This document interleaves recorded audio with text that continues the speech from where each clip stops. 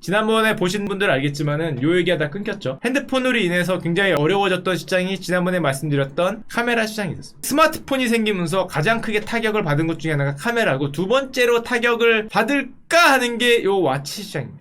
일단 전 세계를 살펴보기 전에 우리나라 시계 산업 어떻게 됐겠어요? 우리나라 시계 산업은 스마트폰이 문제가 아니라 그 전에 이미 쫙 10년도 훨씬 전에 80년대 이후에 그 반의 반토막이었어요. 사실상 끊겼어요. 믿거나 말거나 여러분들 그 형님들은 다 아시겠지만 80년대에는 우리가 시계 3대 강국이었어요. 저는 모르겠네. 뭐 이런 건 중년 형님들은 아시겠지만은 저는 잘 모르겠는데 예전에는 3대 시계 강국이었다고 합니다. 80년대. 뭐 기억이 하나도 안 나. 그랬다고 합니다. 스위스, 일본과 겨뤘던 한국인. 토종시계의 마지막 자존심이 뭐라고? 로만손. 옛날에 어떤 현상이 있었냐면은 TV가 끝나고 마지막에 삐 하고 9시를 가리키면은 삼성 돌체 광고 나왔어요. 무슨 뭐 아남 광고 나오고 이런 광고 나오던 시절이 있었어요. 옛날이죠. 엄청 1980년대니까 저는 뭐 살아보지도 거의 못한 시대인 것 같은데 뭐 이런 때가 있었는데, 그때 간판 주자가 로만손이었어요. 인지도가 거의 1등이었던 국내 유일의 마지막까지 남아있는 시계 업체였는데, 최근에는 이 업체마저 시계를 거의 접었어요.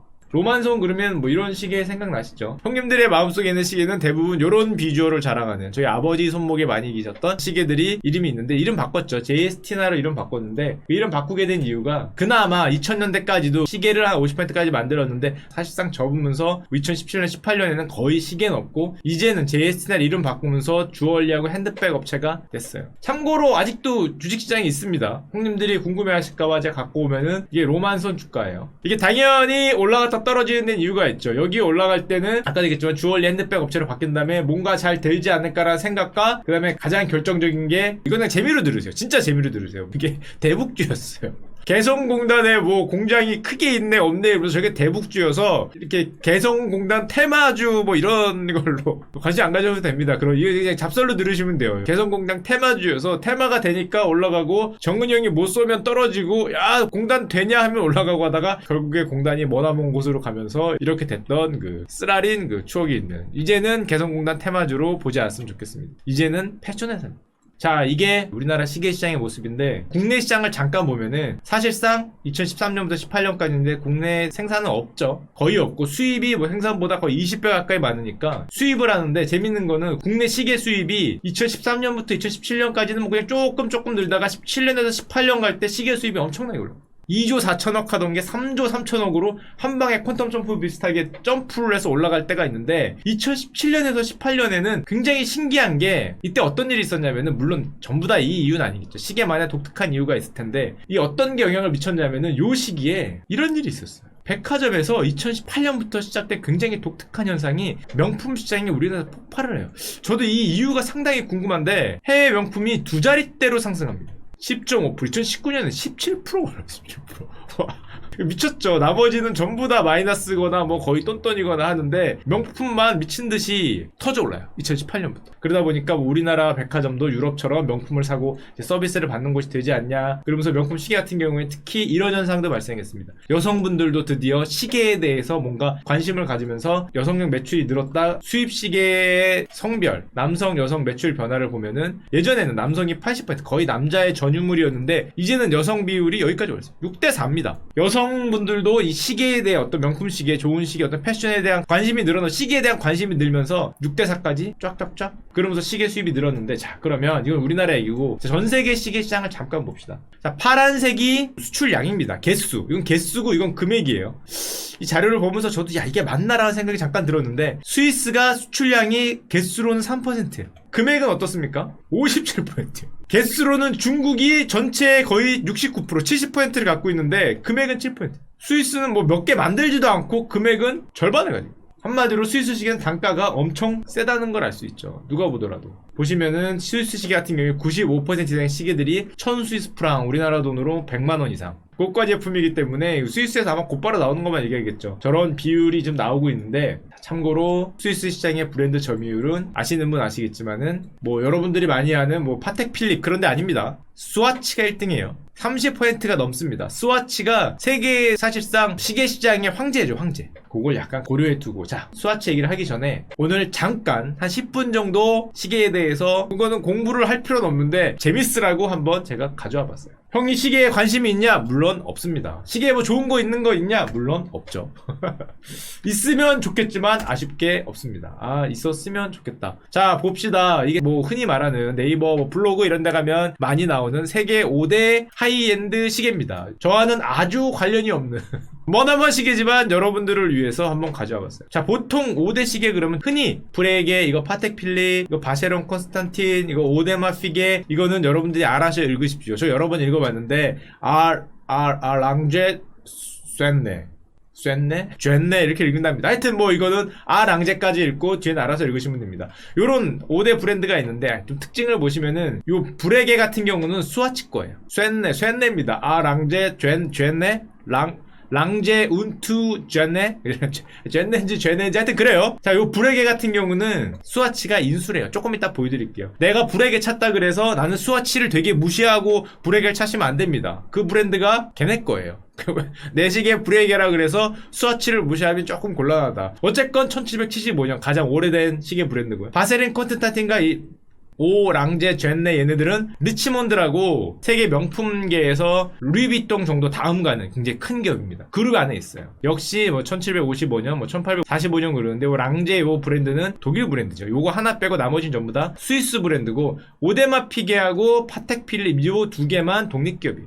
지금 뭐 파텍 필립이 현재 넘버원이 아니냐 이런 소리를 많이 하시는데, 자, 그래서 여러분들을 위해서 역시 가져왔죠. 정말 흥미를 위해서. 저랑은 전혀 관계없는 자, 이게 무슨 시계인지 아십니까?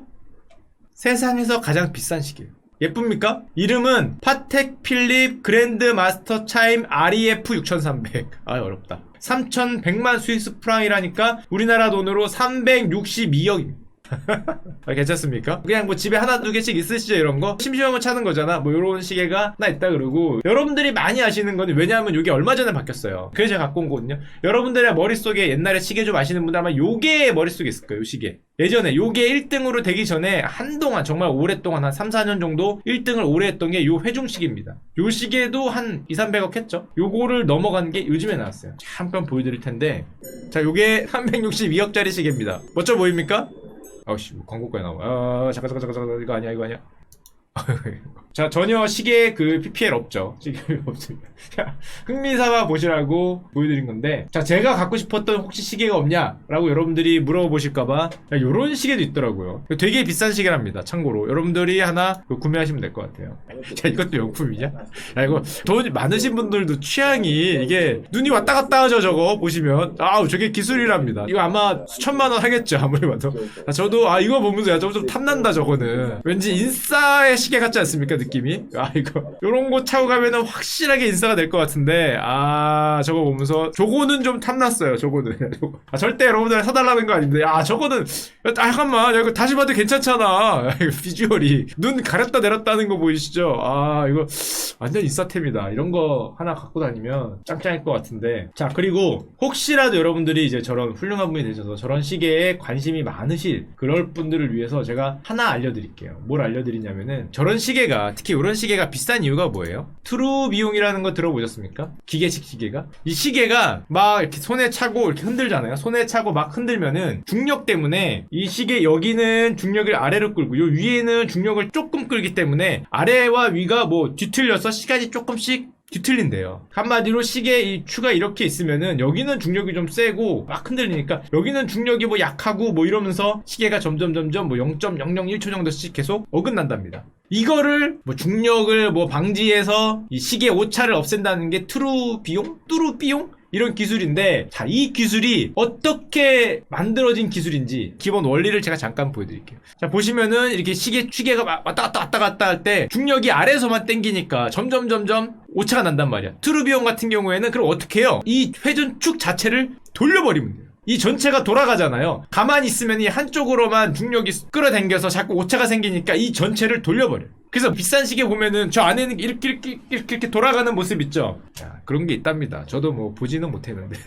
이렇게 아래에서 당기니까 이렇게 돌리면서 골고루 중력을 받게 해서 시계의 오차를 줄인다고 합니다. 집에 다 하나씩 있으시죠? 이런 모습. 저게 트루비용이 실제로 되면 이렇게 돌아가는 거죠. 중력을 골고루 받게 하는 기술. 이게 뭐 트루비용이라고 합니다. 나중에 혹시 어디 가서 아는 척 하실 때.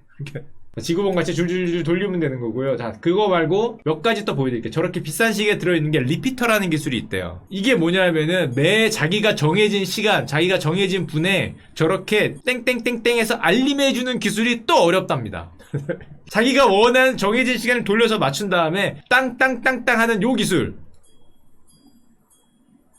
요게 리피터라는 기술인데 역시 하나가 들어가면은 가격이 어마어마하죠. 짬영종 시계. 물론 뭐 이거 말고도 뭐 여러 가지가 있어요. 뭐 계속 보여드리면 끝도 없는데 하나만 더 보여드릴까? 자, 이렇게 됩니다. 원하는 시간 되면은 저렇게 종이 울리면서 저거를 수동으로 만든 거죠. 기계식으로. 이렇게 먹이를 주는 뭐 요런 뭐 어떻게 보면 멋있고 어떻게 보면 쓸데없는 저런 거 달리면은 가격이 어마무지합니다. 아 물론 이런 것도 있어요. 뭐 퍼페추얼 캘린더 그래서 한마디로 11월 12월 며칠 뭐 1999년 뭐 2019년 11월 뭐 24일 며칠 이런 게 보이는데 우리가 손으로 조정해주지 않아도 그 날짜하고 그 월이 항상 보이게 해주는 게 이제 퍼페추얼 캘린더인데 그 원리는 뭐 이렇답니다. 여기 시간이 돌아가면은 미세하게 이 태엽을 움직여서 그 이 많은 태엽의 구조 결과 이렇게 하루가 날짜가 가면은 여기가 이만큼 움직이고 뭐 이런 걸로 한답니다. 자 이건 딴 얘기였고 하여튼 그 아까 전에 명품 시계 같은 거 얘기 나올 때 리치먼드 그룹이 있잖아요. 요 리치먼드 그룹이라는 게 나중에 명품 얘기할 때 다시 한번 나오겠지만 굉장히 큰 그룹이에요. 뭐 까르띠에도 있고 피아제, 뭐 바세린 콘스탄틴, 뭐 방클리트 아펠 이런 식으로 굉장히 많은 명품을 다 가지고 있는 그룹인데 몽블랑도 이길 거죠. IWC도 이길 거고 운투 젠네도 이길 거고 여러분들이 이 중에서 어떤 걸 가지고 있으면 굉장히 다를 거라고 생각하지만 사실은 한 가지 그룹입니다. 이걸 또 생각을 많이 하시던데 이걸 만들 때 명품 하면은 얘를 생각하는 분이 많으시더라고요. 티파니. 여러분들이 언젠가 그날이 오면은 얘를 살 일이 있을 겁니다. 자, 이때 어떤 고민이 있냐? 첫째, 2부라 그럴까? 예를 들면 대충입니다. 2부짜리 반지가 동네 어디 가서 금은방에 가면은 예를 들면 800만 원이야. 예를 들면은 티파니에 가니까 0.7부짜리가 예를 들면 1100만 원이야. 자, 여러분들이 그날이 닥쳤어. 자, 골라야 돼요. 당연히 2부짜리 다이아몬드 이만한 거 달려있는 반지가 동네 금은방 가니까 800. 당연히 이 다이아는 정품입니다. 정말 좋은 다이아고 그 안에 세세한 내용까지 다 화격사까지 인증서까지 다 있는 가장 좋은 수준의 다이아인데 예를 들자면이에요. 800이고 티파니에 가니까 뭐 유메이낸 거에다 링 달렸는데 이게 1100이야. 자, 둘 중에서 여러분들은 보통 어떤 걸 사두셔야 될까요? 보통 참고로 여러분들이 야 가성비는 이거 아니냐 이거 야 2부짜리 야 800이래 이만하잖아 하고 이거를 사면은 상당히 어려움을 겪을 수 있어요. 왜냐하면은 이런 반지나 보석 이런 것들은 어차피 다시 팔 게 아니잖아요. 정말 귀하게 간직하고 싶은 뭐 그런 욕망이 있거든. 정말 아끼고 싶은 욕망이 있는데 동네 메이드 바이 뭐 불광동 A 금융 뭐 이렇게 써 있으면은 상당히 어렵고 이게 티파니라고 써 있어야 이게 좀 애지중지하고 싶어하는 마음이기 때문에 여러분들이 그날이 오면은 이쪽을 아니면 하지 말든가 아예 안 하는 게 베스트긴 한데 하게 된다면은 그 이쪽으로 하는 게 조금 좋습니다. 나중에 위에 있는 거 2부 뭐 500짜리 800짜리면은 장롱에 들어가서 영원히 안 나와요. 확실해요. 제가 주변에서 많이 봤어요. 어떤 친구가 와서 야, 이게 너무 말이 안 되지 않냐 1300짜리 어떻게 사냐 비슷한 게 거의 가니까 뭐 한 500, 600밖에 안 되더라. 이거 사줘야겠다라고 저한테 얘기를 해서 이걸 텐데라고 제가 분명히 얘기했지만 그 친구가 제 말을 무시하고 이거를 샀다가 지금 아마 그 이후로 8년 정도 지난 것 같은데 이거를 한 번도 못 꺼내봤다라는 말을 들었기 때문에 이게 그만큼 좀 의미가 있습니다. 티파니 같은 경우에는 이걸로 많이 떴죠. 사실은 이거 미국 브랜드예요. 미국 브랜드가 명품 되기 쉽지 않은데 우리 누님이 티파니에서 아침을 한번 드셔주니까 이분의 후광을 확 받아서 티파니가 대표적인 명품 브랜드로 뜨게 됐는데 자 여기까지는 뭐 잡설이고 시계 시장을 잠깐 다시 돌아보면은 사실은 스위스 시계가 굉장히 잘 나가게 된 이유가 아시는 분 다 아시죠? 이분 때문이에요. 장 칼뱅. 카톨릭 썩었다. 개신교로 가야 된다. 강력한 뭐 그런 성경 위주의 뭘로 가야 된다는 종교 개혁가인데 당시에 귀금속 운석을 못 차게 했어요. 뭐 반지나 귀걸이, 목걸이 이런 걸 못 차게 하고 대신에 어떻게 됐건 시간에 맞춰서 예배는 드려야 되니까 시계는 차야지. 예배 시간 봐야 돼. 예배 시간에 늦지 않아야 되니까 시계는 차야 되니까 오케이, 시계는 오케이 하니까 시계가 엄청나게 발전을 합니다. 시계 기술이 발전하고 전 유럽에 있던 시계 공들이 전부 다 스위스로 들어와서 여기는 시계가 비싸다며, 그래서 비싼 시계를 만들다 보니까 스위스 시계가 유명해졌다라는 게 너도 알고 나도 아는 뭐 그런 일인데, 문제는 1969년에 스위스 시계가 굉장히 어려움에 빠져요. 어떤 어려움에 빠지냐면은 스위스 시계 업계가 충격과 공포에 빠져요. 그게 뭐냐면은 세이코, 일본 기업 세이코가 쿼츠 시계라는 걸 만듭니다. 1969년 12월 25일 시계 역사가 바뀌었어요. 그때까지는 스위스에서 한 땀 한 땀 장인이 만들어 놓은 기계식 시계가 굉장히 세계를 꽉 잡고 있었는데, 일본의 세이코가 쿼츠 시계라는 걸 만들어요. 보시면 알겠지만은 당시 출시가가 450만 원이니까 뭐 엄청나게 비싼 시계였어요. 당시에는 비싼 시계인데 지금 우리가 생각하는 전자식 시계죠. 문제는 쿼츠 시계라는 게 누구나 쉽게 만들 수 있었어. 누구나 쉽게 만들 수 있으니까 가격이 막 떨어지죠. 가격이 막 떨어지면서 스위스 시계가 어떻게 됐을까? 잘 버텼을 것 같아요? 저 쿼츠 시계의 공습에 스위스는 명품 시계니까 잘 버텼을 것 같다라는 게 여러분들과 저의 생각일 수 있는데 작살이 났습니다. 스위스 유수의 시계회사들이 도산당하거나 인수합병당하고 보시면은 70%가 넘는 스위스 시계 업체가 저 쇼크 한 방에 문을 닫아요. 고급화로 전략을 선택해서 가긴 했는데 고급하고 나발이고 시계 자체가 이때는 작살이 났기 때문에 그때까지만 해도 전 세계 시장의 90%를 차지하고 있었는데 점유율이 몇 %로 떨어져요? 10%. 스위스가 전 세계 시장의 90%를 차지하다가 하루아침에 발표된 다음에 10%로 떨어져요. 이 정도면 거의 개망을 했어요. 스위스 시계가. 롤렉스를 제외한 모두 파산 직전이다. 고급 시계도 명품 시계도 파산 직전이었어요. 이때는. 오메가, 티소 보유와 뭐 SSIH, 론진, 미도 뭐 ASU 다 지금 파산 직전이었는데 이 스위스 시계를 살린 사람이 등장을 합니다. 그리고 살린 전략이 등장을 해요. 이게 오늘의 시계편 주제인데 어떤 전략으로 스위스 시계를 살렸을까? 명품으로 살렸을까? 자, 여기 있는 사람이 지금 뭐 현대 스위스 시계 사실상 아버지죠. 니콜라스 하이에크라는 사람인데 스와치를 나중에 인수해갖고 스와치 전 CEO입니다. 시계 시장의 90%가 저가 제품으로 가고 있다. 쿼츠 시계로 가고 있어. 우리가 쿼츠를 버리면 기반이 없어져. 스위스 시계 너희 지금 고급스러운 이미지로 요거 하나로 먹고 살려고 그러는데 그럼 전체 시계 시장의 90%를 버리는 거야. 나머지 10%만으로 먹고 살 수 없잖아. 생존은 가능할 수 있어도 어떻게 해야 된다? 쿼츠 시계 저가 제품을 생산하는 쪽으로 가야 돼. 이거를 안 갈 수가 없어. 야, 그러니까 사람들이 얘기해. 스위스 시계는 고급스러운 이미지인데 저가 제품 쿼츠 시계 생산했다가 우리 이미지 망하면 어떡하냐. 반대래요. 반대래도 밀어붙입니다. 밀어붙여서 손목시계에 이제 뭐 패러다임을 제시하다 이런 표현을 쓰는데 쿼츠 시계 우리도 만든다. 근데 그냥 만들면 안 되지. 그냥 만들면 당연히 일본 제품에 좀 밀리고 할 테니까 어떻게? 패션 아이템. 스위스만의 디자인을 씌워서 옛날에는 시계 그럼 되게 고급 제품이었는데 이젠 대중적이 됐으니까 어떤 쿼츠 시계건 사실상 시간 틀릴 일은 없어요. 잘 생각해보면 A 시계와 B 시계가 옛날에는 기능으로 싸웠는데 지금 쿼츠 시계가 된 이후로는 기능으로 싸우기가 힘들어. 아니 시계 차고 다니면서 이 시계가 1년에 0.1초가 틀릴지 0.2초가 틀릴지를 고민하는 사람들이 없어졌잖아. 이제는 기능이 의미가 없어졌어요. 쿼츠 시계로 바뀌면서 디자인을 패션으로 승부를 하고 가격을 내립니다. 이게 엄청난 성공을 거뒀어요. 어떤 성공을 거뒀냐? 스위스 시계인데 가격이 싸. 부품을 확 줄여버려서 가격 경쟁력을 굉장히 높이는데 심지어 일본산 쿼츠 시계보다 부품을 반으로 줄이고 가격 경쟁력을 더 싸게 만들어서 그 스와치가 여기서 나와요. 두 번째 시계 세컨드 와치다. 너희 고급 시계 하나씩 있잖아. 엄청 좋은 고급 시계 1000달러 뭐 10,000달러짜리 시계 오케이 있는 건 좋아. 그거 말고 평상시에도 패셔너블하게 들고 갈 수 있는 세컨드 시계가 필요하지 않니? 그 세컨드 와치 와치. 물론 요즘엔 여기다가 딴 걸 붙였어요. 그냥 스와치, 세컨드 와치라고 하면 멋이 없으니까 여기다가 스위스 스위스 와치, 스와치, 세컨드 와치, 스와치 여기다 이름을 붙여요. 그래서 스와치가 됐어요. 고장난 시계를 고칠 바에 새 시계를 하나 더 사세요. 자, 그래서 어떤 시계를 내놓냐 애들이 요런 시계를 내놓습니다. 굉장히 뭔가 스와치같이 뭔가 알록달록하고 저렴하면서 그럼에도 스위스스러운 느낌을 가질 수 있는 시계를 내면서 스와치가 살아납니다. 게다가 이 아저씨가 자기가 그런 식으로 저가 제품으로 살아났는데 그게 문제가 아니라 자기가 살아난다면 어떻게 하냐, 저걸로 대박이나 성공을 하니까 쭉 보시면은 스와치 그룹으로 이름을 바꾼 다음에 블랑팡, 브레게 등 고가 제품 엄청난 하이엔드 명품을 사요. 다 인수를 해서 이거를 맞춰놓습니다. 저가 제품도 이만큼 중저가 만들고 고가 제품도 이만큼 사서 스와치 그룹은 옛날에는 중저가 제품만 만들었는데 이제는 고가 제품까지 다. 지금은 전세계 시장의 25%의 점유율을 가지고 있어요. 저가로 패셔너블한 시계가 기능이 필요 없다는 걸 깨닫고 패션으로 승부를 걸어 성공을 한 다음에 고가를 먹어서 대기업이 됐죠. 그래서 스와치가 어떻게 됐냐? 쭉 올라갔죠. 시계 시장을 사실상 석권하면서 스와치 그룹이 명품까지 섭렵을 하면서 2010년 초반 2012, 3년에 최고치를 찍는데, 자, 여기까지만 하면은 재미가 없죠. 반만 한 거죠. 앞으로 하고 싶은 얘기를 하기 위해서 지금 밑밥을 깔아놓은 겁니다. 그 이후가 이렇게 됐어요. 지금도 여기에요. 왜일까?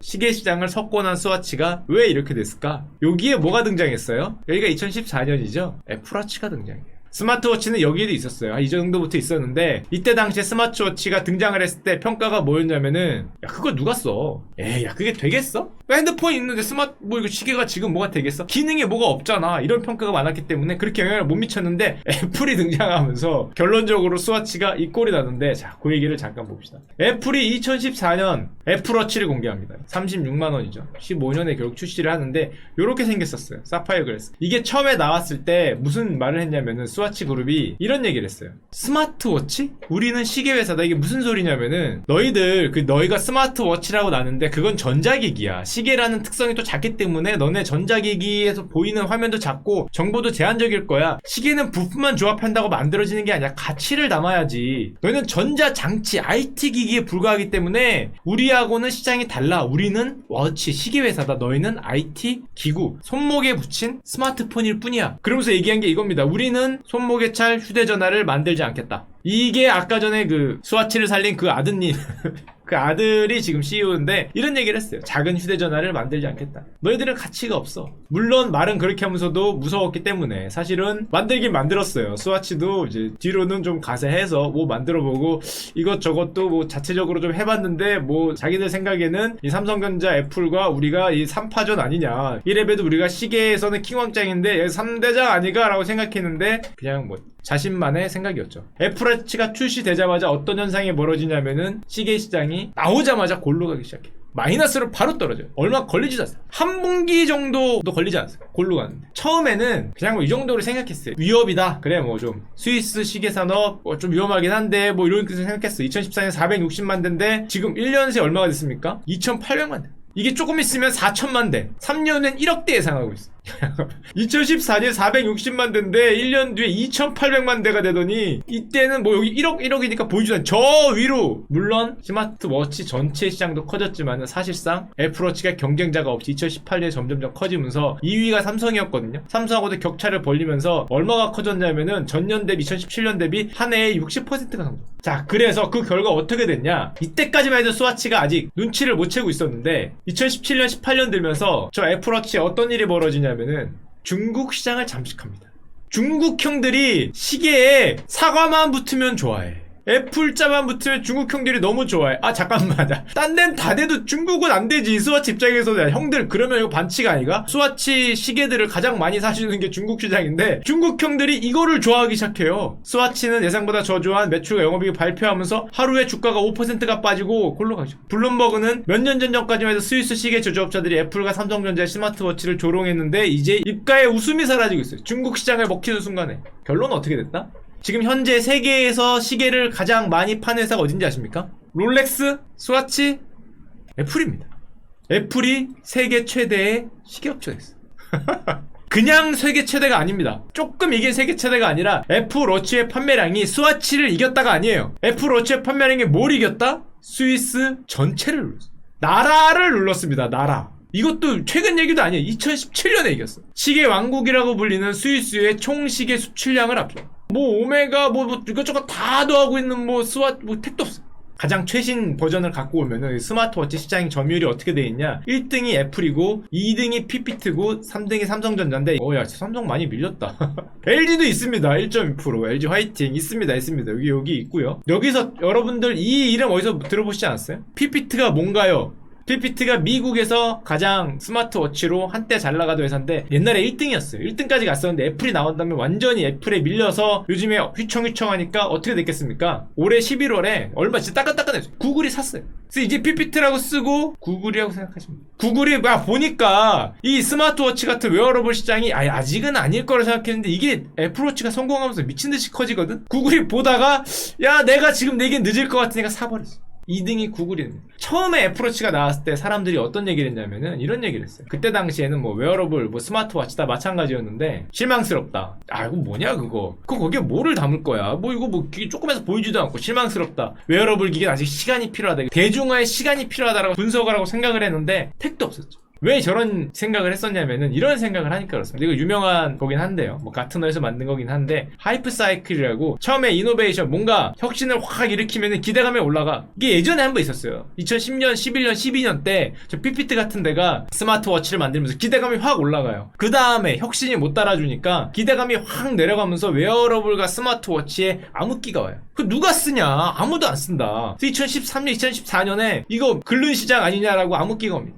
환멸의 굴곡기라 그러죠. 굉장히 어려운 암흑기가 오는데 이걸 지나고 뭔가 기술이 안정화되고 뭔가 제대로 나오기 시작하면 올라가면서 이게 재조명이 되면서 여기엔 드디어 안정적인 수익원이 되는데 애플워치가 이걸 해내요. 애플이 들어오니까 사람들이 재조명을 하기 시작해요. 그러면서 안정적으로 올라가는데 성공을 합니다. 물론 피피트는 재미를 못 봤죠. 피피트 주가인데요. 왜 재미를 못 봤냐? 이때 막 올랐다가 야 이거 아닌 것 같아. 이거 아닌 것 같아. 기술에 대한 실망을 하면서 환멸의 굴곡기라 그러죠. 굉장히 어려운 골짜기를 지난 다음에 원래는 야 시장이 커진다고 올라가야 되는데 문제는 이거를 누가 다 먹었다? 애플이 다 먹었죠. 애플이 다 먹어서 피피트는 떨어지기만 하고 하다가 이거 안 된다면 여기서 구글에 인수됐어요. 떨어지는 건 같이 떨어지고 이건 애플이 다 먹었기 때문에 자 애플이 이거를 얼마나 성공적으로 보냐. 애플 그러면 여러분 뭐 아이패드 아이폰 판다고 생각하잖아요. 얼마 전에 실적 발표를 했어요. 지금 아이폰 판매가 감소하고 이러저러 안 좋지 않냐고 생각했는데 웨어러블 시장 특히 귀에 꼽는 거 콩나물 에어팟 그 듣는 거 이어폰 시장하고 스마트워치가 대박이 나면서 지금 뭐 실적이 엄청나게 올라왔어. 딱 보시면은 얼마나 올라갔냐. 아이패드 매출이 47억 달러였는데 그 웨어러블 시장 그 두 개 스마트워치나 에어팟이 들어간 거는 얼마가 됐다? 65억 달러. 아이패드보다 웨어러블이 커졌어요. 우리가 생각하기엔 아직도 아이패드가 클 것 같잖아요. 아니 역전했어요. 게다가 아이패드 매출 같은 경우는 8% 증가하는데 이 웨어러블 시장은 얼마 증가했어요? 50%가 증가했어요. 아이폰과 아이패드지 옆으로 좀 기면서 애플의 실적이 좀 죽으러들려 그랬더니 이쪽이 뭐 50%가 치고 올라가니까 야 새로운 시장을 지금 창출하고 있죠. 그러니까 아까도 말씀드렸듯이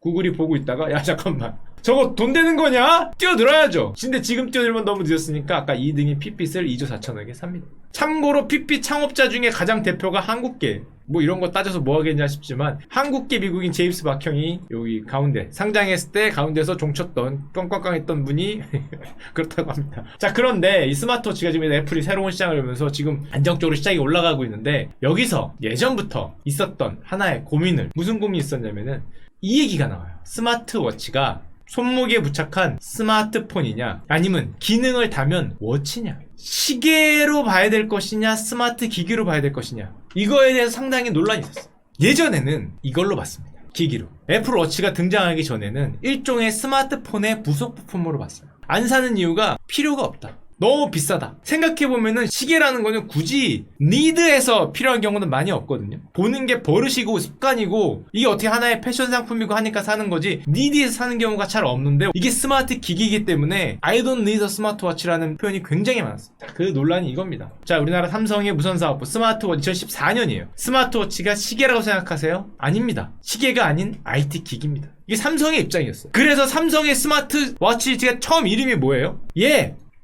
기어였어. 갤럭시 기어. 요즘에 이름 뭘로 바뀌었어요? 바뀐 게 아니지. 요즘에 뭘로 나와요? 갤럭시 워치로 나옵니다. 옛날에 삼성 갤럭시 기어는 이렇게 생겼어요. 누가 보더라도 IT 부속품처럼 생겼죠. 뭔가 스마트폰 같은 느낌을 주면서 뭔가 IT 기기처럼 생겼어요. 기어가. 요즘에 갤럭시 시리즈 기억나십니까? 갤럭시 워치? 어떻게 생겼어요? 이렇게 생겼어요. 차이가 뭔지 아시겠습니까? 옛날에는 IT 기기고 부품이었기 때문에 모양도 디자인도 그렇게 만들었는데 이거 갤럭시 워치로 바꾸면서 이제는 누가 보더라도 시계죠. 기어가 아닌 갤럭시 워치로 등장을 했어요. 옛날에는 기어 S4 뭐 이렇게 기어로 갔는데 생각해보니까 시계로 가야 된다는 걸 깨달아요. 기어라는 이름은 옛날에 시계 같지 않았어요. 바꿨어요 가다가 전략을. 그 왜 바뀌었냐? 당연하죠. 여기를 그 하나의 IT 기기로 치면은 뭐에 부딪혔던 거예요? 나는 그게 필요하지 않아. I don't need a smartwatch에 부딪히니까 그 어떤 필요하지 않다는 필요와 싸우기 위해서는 IT 기기로 가면 안 됐던 거예요. 자 그러다 보니까 애플이 스마트워치를 나오면서 얘기를 합니다. 우리는 세계 최고의 뭐를 만든다? 시계를 만든다. 이때까지는 등장하기 전까지는 어떤 IT 기기적인 느낌이 강했는데 애플이 등장하면서 진짜 시계로 바뀌어요. 그래서 화두가 스마트워치가 시계인가 정보기술 기기인가라는 게 옛날 2014년 화두였는데 이제는 사실상 이 화두가 흐릿해졌죠. 시계이면서 IT 능력이 들어간 걸로 바뀌고 있어요. 한마디로 시계 시장에 먹히고 있어요. 그래서 요즘에 그 갤럭시, 우리나라 기업이니까 삼성에 물론 PPL은 없지만 스마트워치를 보여드리면 이렇게 나와요. 사실상 시계예요. 아날로그 감성을 살렸다 그러는데 누가 보더라도 굉장히 시계같이 보이게 나옵니다. 애플이 등장하면서 지금 세계에서 가장 많은 시계를 생산하는 시계 기업이 됐는데, 그러면서 디자인 총괄하는 조너선 아이브 부사장이 인터뷰를 한 게 있어요. 애플워치가 나오면 스위스 시계 산업 너희는 공경에 처할 거야. 인 트러블에 빠질 거야 라고 얘기를 했습니다. 애플이 이렇게 얘기를 하면서 공세를 취하니까 스위스 시계업체들이 발끈해요. 무슨 소리냐? 말도 안 되는 소리 하지 마라. 왜냐? 너희는 명품에는 희귀성 고급스러움이 없고 그냥 스마트워치 IT 기기일 뿐인데 어디 시계에다 갖다 대느냐, 화급 효과를 걱정하지 않는다라고 스와치 CEO가 얘기를 했다가 불과 이게 1년이 걸리지 않았어요. 무너지는데 작살이 나는 거죠. 요즘에 나오는 말은 이제 스마트워치에 대해서 걱정하는 게 아니라 아예 전성시대, 정말로 옛날에 그 카메라에서 봤듯이 스마트폰이 카메라가 시대가 되니까 가장 큰 타격을 받은 게 똑딱이었잖아요. 똑딱이 시장이 날아가면서 위에 있는 뭐 미러리스 시장이나 그나마 라이카 같은 최고급 시장만 명맥을 유지하고 아래에 있는 똑딱이 대부분의 시장을 차지하는 이게 날아가 버렸는데, 시계에도 같은 일이 벌어지는가에 대해서 본격적으로 걱정을 합니다. 만약에 이게 그렇게 된다면은 옛날 스와치가 저렴하고 디자인한 어떤 세컨드 워치의 개념으로 중저가 시장을 장악을 한 다음에 거기다 명품을 쌓아 올렸던 거에서 이제는 이게 날아가고 위만 남을 수도 있는 그런 시대가 오고 있어요. 정말 열릴 것인가? 그렇게 보면은 이런 거죠. 옛날 기계식에서 쿼츠로 바뀔 때 스위스 시계가 살아남았는데 이걸로 바뀌는 순간에 여기서 생존할 수 있을까? 뭔가 굉장히 많이 바뀔 것 같은데 우리는 세계 최고의 스마트폰이나 IT 기기를 만드는 게 아니라 시계를 만들기 시작해요. 애플이 시계 기업이 됐어. 혹시 아까 전에 그 콩나물 모르실까봐 제가 잠깐 보여드리면, 야, 이런 거. 이거 비싸죠? 야, 이거 귀에 꼽는 이거 여러분들 요즘 많이 보이는데 이거 가격 장난 아니더라고. 저도 한번 꼽아보려다가 포기했습니다. 야, 이거 뭐 장난하는 것도 아니고 콩나물 이거 없어지면 어떡하지? 이거 엄청 비싸더라고요, 생각보다. 나도 한번 꼽아보려면 33만원? 와, 그래서 하여튼 저는 당장 포기했지만은 당장 뭐 에어팟 매출이 엄청나게 오르고 있으니까 웨어러블 기기가 대세가 되고 있는 거예요. 처음에 스마트폰이 등장했을 때 핸드폰 시장, 똑딱이 시장이 순식간에 멸종을 하고 지금 하이엔드밖에 안 남았듯이 이 말이 현실화될 날이, 될 날이 아니라 현실화 되고 있는 거예요. 스위스를 빼고 시계 산업 자체가 공경에 처해요. 시계 산업 자체가 아예 바뀌는, 기계의 시계에서 쿼츠로 바뀌고 쿼츠 시계에서 지금 사실상 무슨 변화라고 해야 되지? IT 시계로 바뀐다 그래야 되냐? 스마트워치로 바뀌는, 스마트폰의 부속 부품인 줄 알았는데 알고 보니까 시계의 패러다임이 바뀐 거죠. 이거를 여기서 잘 몰랐어요. 지금 와서 보니까 이제 바뀌고 있는 겁니다. 그런데 전 아직 없네.